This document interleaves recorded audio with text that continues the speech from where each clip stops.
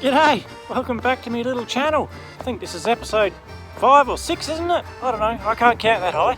As you can see, it's not summertime here anymore. Bit of a novelty still for an Australian. Bit of snow in November, which I think's not really all that common for around this area. In this episode we're going to have a look at something we did in summertime, which was a bit of a break away to Denmark. A few days away to visit some friends who recently moved there from Brandenburg. Have a bit of a look around the place.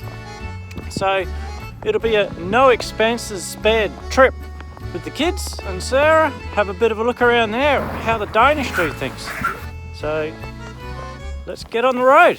Before we could hit the road though, Sarah decided it was probably a good idea to give the old family tractor a bit of a spruce up. So she started by shoveling out the back seat. She also decided she'd sort out the glove box. So she put a pile of stuff on the front seat, which was the throw out pile, and put all the valuable stuff back in the glove box.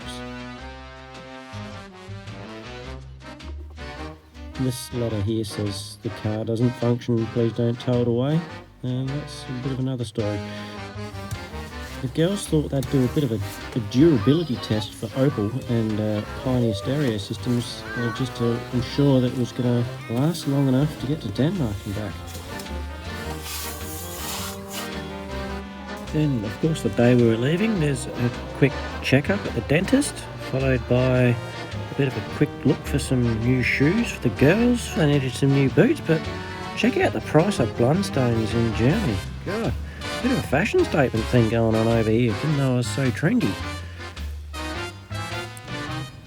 But then we decided to leave late that night, really middle of the night, to enable us to get a bit of peace so the girls could sleep. There's no roos on the road over here to avoid, but in hindsight, on the way home we did have a very close call with a raccoon, which look a lot bigger than what you think they do when they're in the middle of the autobahn. But it was a pleasant drive, and we stopped for breakfast at a Roadhouse once the sun started coming up. That was quite a nice establishment. This place had all the mod cons, everything from canoe light fixtures to a fully stocked bar for those truckies that want to grab a beer before they grab the next gear. They even had a fully functioning gambling area for those guys that want a bit of a punt before they hit the road. And of course the toilets. This is the old pay-as-you-go system. Pretty standard in this part of the world, I think. You've got to make a deposit or make a deposit. They even sell stones here.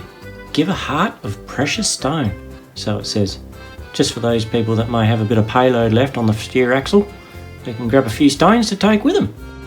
Anyway, enough Roadhouse toilet action. Let's jump back in the family truckster and head towards the border. Border crossing, 1,000 metres. That translates into Australian metric as a K. If you're a Yank and you want to go imperial, that's about 2,500 times the length between your elbow and your wrist of an ancient king. Kids, just put your sherbet away for a minute, will you? We're just coming up to the border guard. Thanks, guys. Quick, girls, hold your sherbet. Just look normal. Just look normal. Just look normal. Sind wir in Dänemark? Guck mal, hier ist das Zeichen. You have to stop here. No, I'm not stopping. Da ist in Dänemark. Yeah. Go, go, go, go, go. Tschüss Deutschland, jetzt sind wir in Dänemark. Now just a quick picnic stop on the side of the road, get some food into the kids and some urine out before we pull up at our friend's house. Check out those clouds. I reckon this is where they filmed the opening scene for The Simpsons.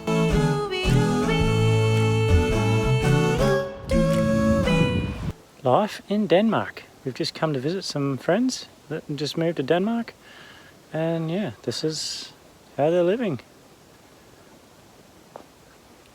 Reminds me of life in Australia, actually. How's the serenity? After settling in with our friends for a bit, we thought we'd take a spin around Henna Strand, which is a nearby coastal town. A beautiful little spot on the beach. Thought we'd have some pizza for dinner. Yeah, noticed there's a lot of thatched roofs here. There must be a lot of thatchers in town. I think that's a Danish thing.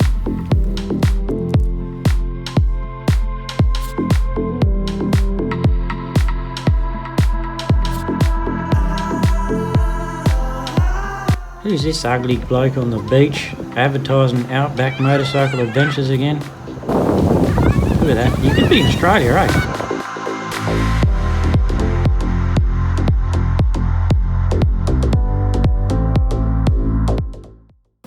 On the next day we went for another drive around the local area, which is rather beautiful really, and we even met up with some of the locals, and then eventually we ended up at Blavand, which is another beautiful little coastal town. It consists mainly of a lot of holiday rentals and houses and everything that you would possibly need for a fantastic European summer holiday, including tourists, places to walk, car parks, a lighthouse with a fantastic view back towards town.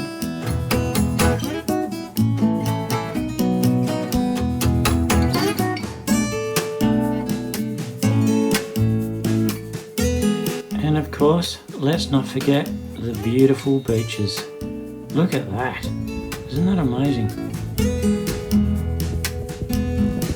Of course, there's all the usual things on the beach. Plenty of seawater, seashells, dead crabs. But then of course in Blavand you've got a few other extra things you don't get at most Australian beaches or other beaches around the world possibly. And that is a Danish military live firing range right next door, which is signified by these marker posts. If the red bowlers at the top of the marker post don't go beyond this point because the military's there having a bit of a go. If the red marker's down, you're free to walk through and do what you like. Nothing like our health and safety.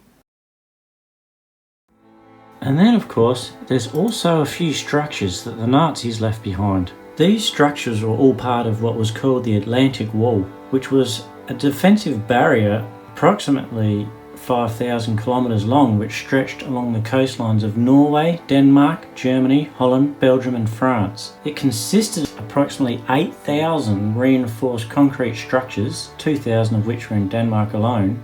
It also had barbed wire fences, trenches, mines and of course heavy artillery mounted in some of these bunkers. They started construction in 1940 and kept going through until 45. Another interesting thing that I noticed while I was at Blavand is just to the left of the screen here, which is quite plainly visible to the naked human eye, but not within the optical range of an iPhone 8 camera lens, is the Esbjerg coal-fired power station. And from what I can gather, being an engineer and a welder and all that, is it's connected to what's called a wind farm just offshore. And through the power generated from the coal, it seems to turn these big fans, which produces a lot of wind.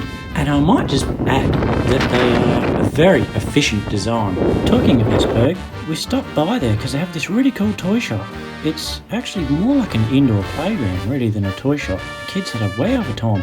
Elise was hooked. Alice! There's plenty of interactive things for them to do. Even the adults could find stuff they could play with. Everybody really had a wow of a time. You had a ball pit. And don't forget, Denmark too is the birthplace of Lego. So a really impressive Lego section and an even more impressive Lego selection.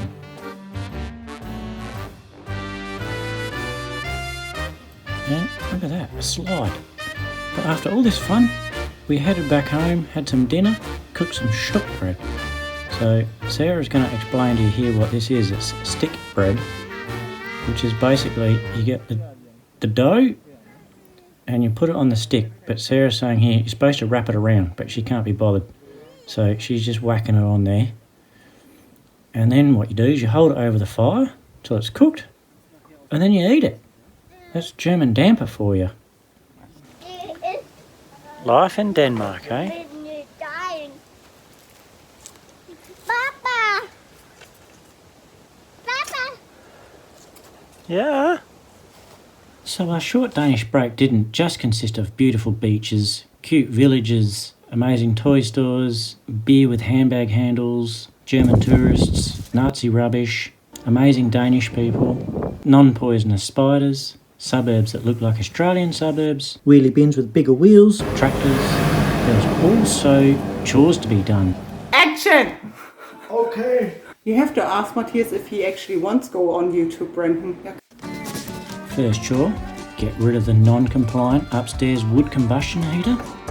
Job done. Second chore, help unload a truck. Did you know that Danish truck drivers wear steel-toe cap clogs? Didn't get it on footage, but believe me, they do. And job done. Bit more beer with handbag handle, then move this pile of shagpole carpet. I got some inspiration from a childhood movie I once watched, and decided that the Zafira couldn't get any uglier, and this could probably help with its aesthetics. Look at that, beautiful. You bloody turkey. Did I mention that they have beer with handles on there? Then on the last day, on our way out of Denmark, we dropped by this small town called Vada. This is the old part of the village, which is absolutely beautiful.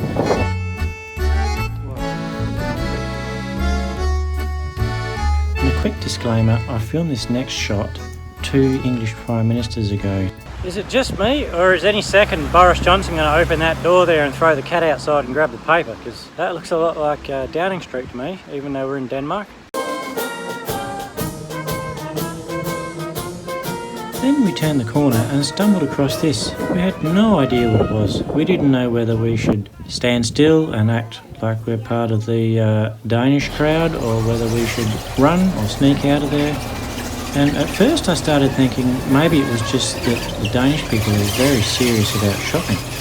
But it turns out apparently it's called Flag Day, or National Flag Day, I think it might have been called. But anyway, they had a bit of fun by the look of it. Everybody seemed peaceful, so we grabbed a bite to eat and then hit the road at the end of the day in the cover of darkness for the drive back to Germany. It took about 5 hours from memory to get back to Berlin in the right-hand slow lane behind all the trucks in the Zafira, not pushing it, and that was our Danish break. And that was a quick look at Denmark. I'm just filming this outro from the in-laws bathroom. It's Christmas Day and this is the quietest room in the house, and I really want to get this edited tonight when the kids go to bed after all the excitement. Sorry it's been a bit of a delay. As you can see, the intro was filmed in the middle of November, so there's been a bit going on. I apologise again. Not sure what the next episode will be. We've still got more to do with the T4, plus there's some other DIY projects we can do and some other bits and pieces looking around, so it'll be a bit of a surprise for the new year. If you could please hit the subscribe button and the like button, that'll help me get ahead with these videos and maybe hopefully prioritise a bit more time towards making videos. So anyway, I hope you enjoyed it, and Merry Christmas and all the best for the new year to everybody. Thanks again for watching, and yeah, I'll catch you next time. Ciao!